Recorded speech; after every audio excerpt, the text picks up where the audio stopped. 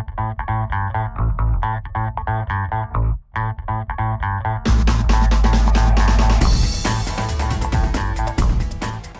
everyone, I'm Shruti and I live in Singapore, and today I am making you my most favorite dish, the Maharashtrian classic breakfast, Misal Pav.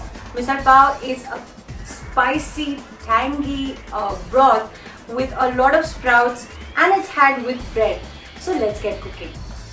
So let's now get to making the misal. So misal consists of two parts: the cut, the curry, and the misal, that is the sprouted moth beans. So I have sprouted this for over 2 days, and what I have done is I want to show you how it is in its original form. So this is how it looks before I have soaked it. I have washed it well and soaked it overnight in water, and I have drained out the water the next day and left it in a colander like this, and it has sprouted really well for 2 days. Just keep it covered with a cloth or a small plate, and after 2 days you will see that it has sprouted this well. So the misal consists of the sabzi that we make of this, the usal, and the cut, that is the spicy gravy. It's a spicy broth made with a lot of spices, onions, tomatoes. So now let's get to cooking this first. So let's start making the usal first with the sprouts, and we call this matki. So I have heated up a tablespoon of oil, and I've added a teaspoon of mustard seeds. You can see they're already spluttering, and now I'm going to add half a teaspoon of jeera, and to this I'm going to add just quarter teaspoon of hing, that is asafoetida.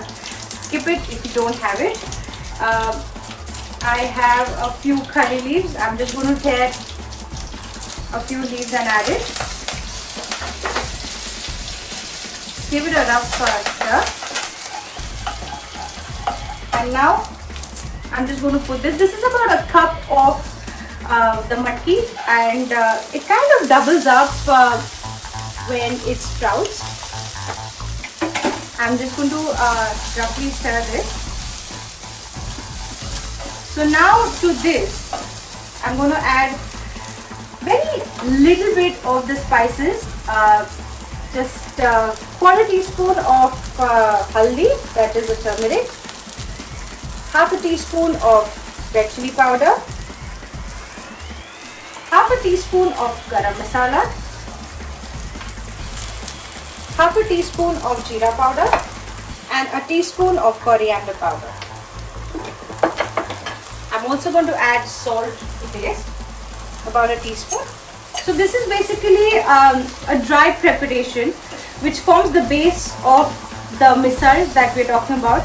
So we are going to get to making the cut after a few minutes. I'm going to add some water, just enough to cover it to cook.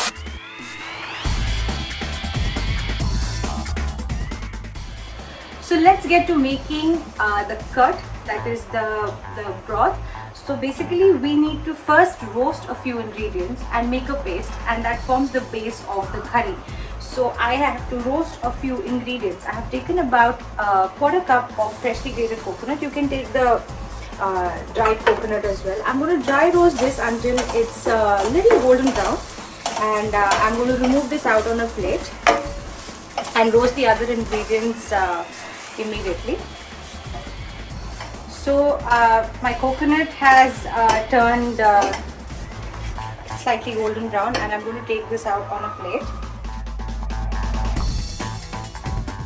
So I have cleaned my pan, and I have roasted my coconut. It's cooling down, and I'm going to start roasting the ingredients one by one. So here I have some onions,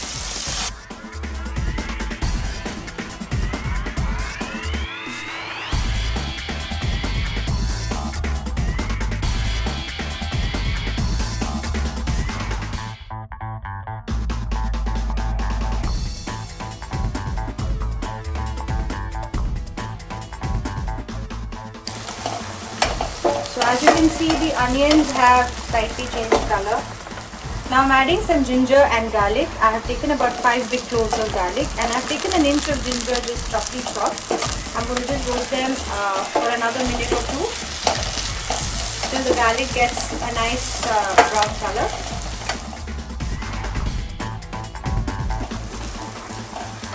So while this is roasting, I have finished cooking the sprouts on the other side. I'm just going to garnish this with a little bit of coriander. And we need it to be completely dry, so the water has evaporated as well. So I am going to switch off the flame and keep this ready for the assembly later. The ginger and garlic are giving out an amazing aroma. I'm going to add the tomatoes now, and I'm going to season this with a little bit of salt so that it softens the tomato faster.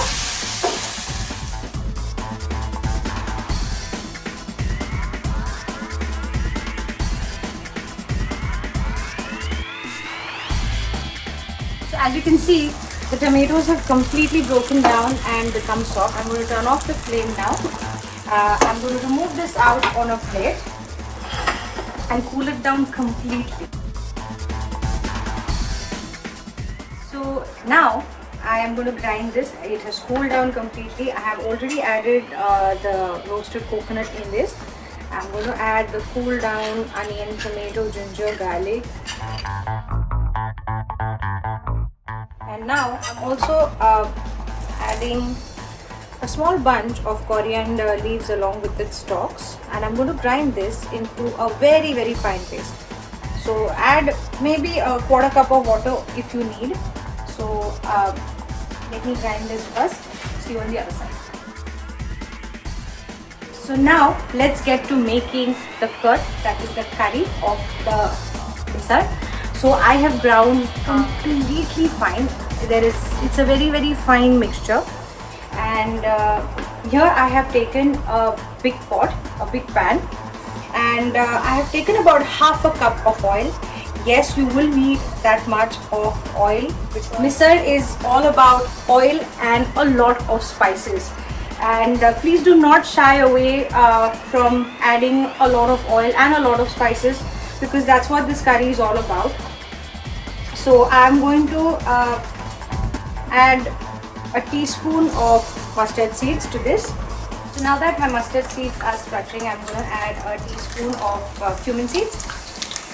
And the oil is quite hot now, so I'm going to quickly add the curry leaves. And now I'm just lowering the flame a bit. And I'm going to add this brown paste to the pan. Be very careful as the oil is going to be hot.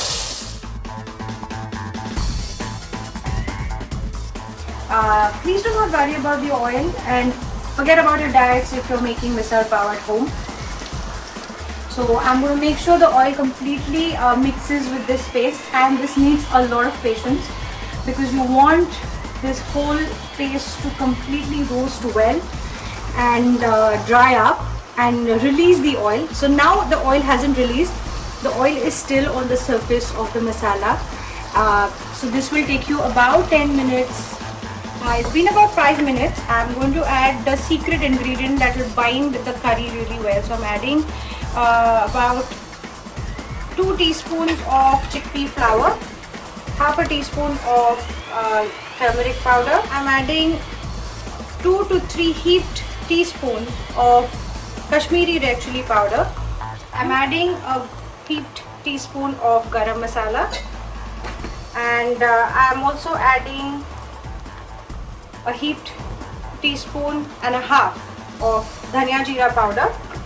So now I'm going to stir this for another 5 to 7 minutes on low flame. I would like to tell you that there are different versions of the misal that we're making now. There are different cities in Maharashtra that have their own version and own spice level. There is a Kolhapuri style misal which is extremely spicy. There is a Puneri style misal which is from Pune. There is a Nasik style misal, and they have even different bases to their misal. So as you can see, I have already cooked my sprouts. So they also add a lightly spiced potato vegetable. So it's a very wholesome dish, but here I have not added potatoes. You can add potatoes, boiled potatoes if you want. I have only taken the sprouts as my base. So as you can see, the color has completely changed and become amazing and dark red. So now it's been about 4 minutes, and I'm adding 3 green chilies roughly chopped. You can totally skip this if you do not want it really spicy, but I have added the chilies, and now is the good time to add the water to this. So I'm adding about a liter of water.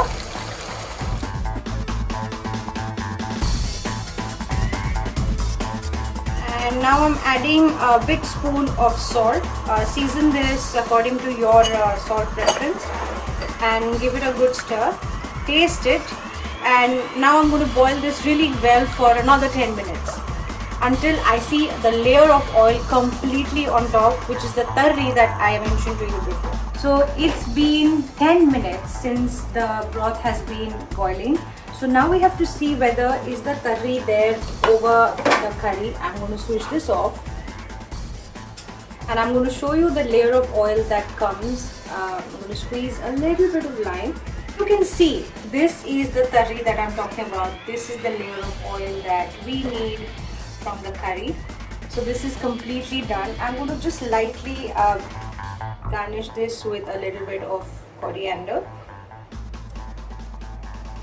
And I'm going to empty this in the bowl, and I'm going to tell you how to assemble this whole misal.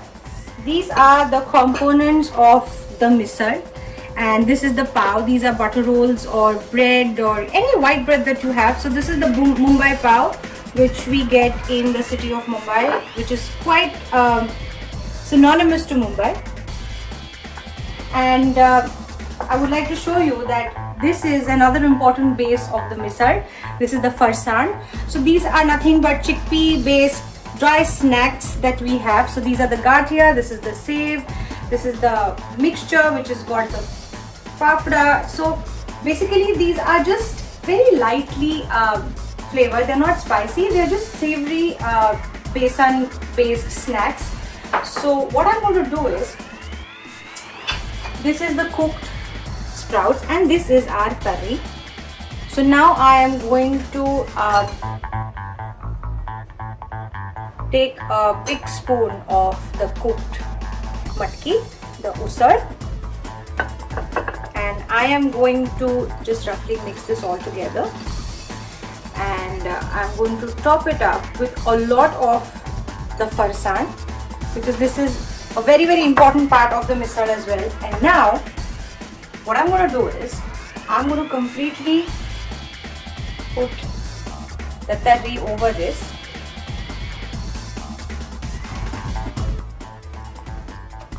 And you have to make sure there's enough for your bread to completely soak up all the flavors in this. So now I'm also going to garnish this with some coriander and some fresh onion, and I have kept some lemon on the side. So finally we have our spicy misal ready, and I cannot wait to have this, because my mouth is already watering a lot. So basically I'm just going to take a small bite.